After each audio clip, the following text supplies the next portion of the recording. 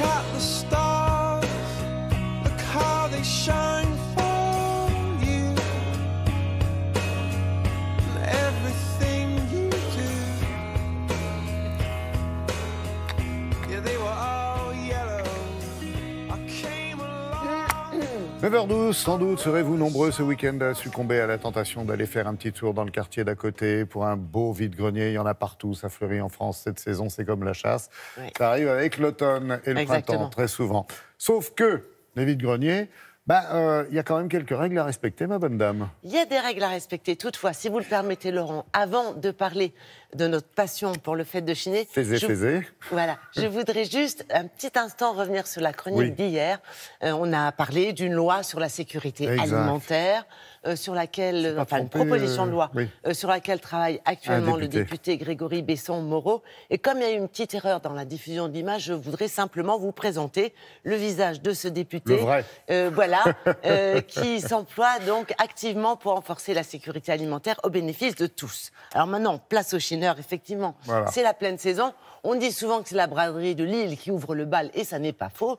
Sauf que là, c'est vraiment sur les vide-greniers et brocantes, parce que quand je dis que c'est la saison, ça veut dire que pour ne parler que de l'Île-de-France, il y a environ 150 opérations qui sont prévues de brocante et vide-grenier. Alors une brocante, c'est le moment de le rappeler, c'est organisé par des professionnels, c'est-à-dire des brocanteurs, des commerçants inscrits au registre du commerce et qui sont donc aptes à donner des garanties sur la nature et la qualité des produits. Et puis on a aussi les vide-greniers. Là, il s'agit d'une vente au déballage organisée pour les habitants, c'est-à-dire les exposants qui sont des particuliers qui viennent vendre les produits qu'ils n'utilisent plus.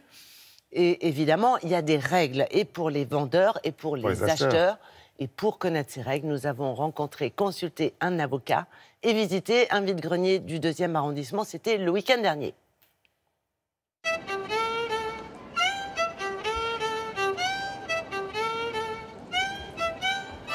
Un particulier, déjà, n'a pas le droit d'effectuer plus de 2 vide-greniers par an. L'objectif, c'est d'éviter la concurrence déloyale à l'égard des professionnels. En dehors du contrôle du domicile, on ne peut pas vérifier la profession des gens. Donc ils peuvent très bien être brocanteurs et habiter dans le 2e ou le 1er. Et donc ils prennent un stand de vide-grenier et après on a des objets qui relèvent plus de la brocante, mais on ne sait pas empêcher ça. Le vide-grenier est réservé à la vente de produits usagés. La vente de tous les produits réglementés est également interdite, type armes, médicaments ou encore alimentation.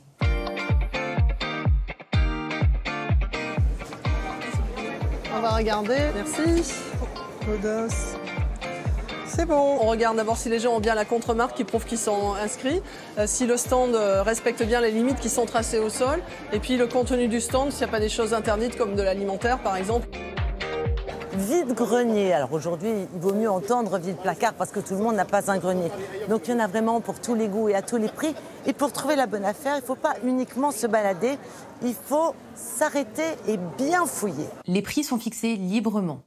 Si le vendeur est un particulier, on ne va pas avoir de facture. On peut éventuellement lui demander un reçu, mais il n'a aucune obligation d'en délivrer un. Ça, c'est 2 €. Vous voulez que je vous les montre? Tout le monde achète des petits bijoux pas chers. Sinon, on peut vendre beaucoup de petites choses pour les filles. Une fois que vous avez trouvé la perle rare, vérifiez bien l'état général du produit. Parce qu'une fois que c'est acheté, c'est terminé. Il faut être conscient qu'on a affaire à une vente entre particuliers, ce qui implique que les règles prévues par le Code de la consommation ne s'appliquent pas.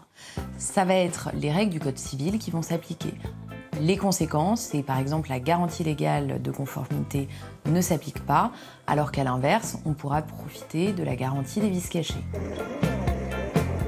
L'idée, c'est vraiment que les gens partent avec quelque chose, qu'ils soient contents et que ça ne parte pas à la poubelle et que ça serve.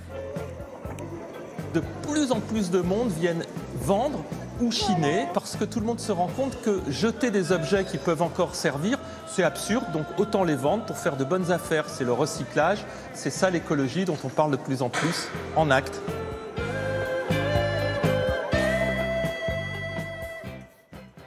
Il y a une bonne nouvelle quand même dans l'affaire. Oui, il y a une bonne nouvelle dans l'affaire, c'est que pour les exposants, la recette n'est pas imposable, sauf évidemment si elle dépasse les 5 000 €, ce qui, je ne vous le cache pas, est assez rare.